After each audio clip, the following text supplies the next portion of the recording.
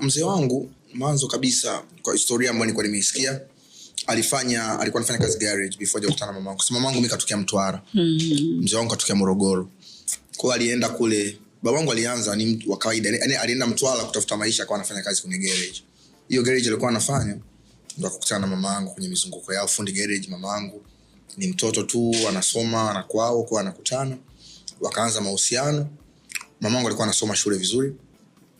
Kwa hiyo kwa sababu babangu alikuwa mtaani, mamangu alikuwa ni mtu ambaye anaenda shule, anarudi kwenye familia, kwenye mtaani, kujuana na watu, mafundi wanapokuja kuwatengenezea gari. Babangu anajuana na wakurugenzi wa same. Katika mahusiano walivyoenda, yeye ndo akamconnect mamangu. Akamwambia bwana, mimi na girlfriend wangu, alikuwa bado hajamuoa, girlfriend wangu amesoma na elimu. Kipindi hicho unajua sio watu wanapata nafasi ya kwenda shule, amesoma na vyeti yake, kwa hiyo nataka aende Dar es Salaam akatafute kazi kutokana na wale wateja wake ambao wanawatengenezea vitu.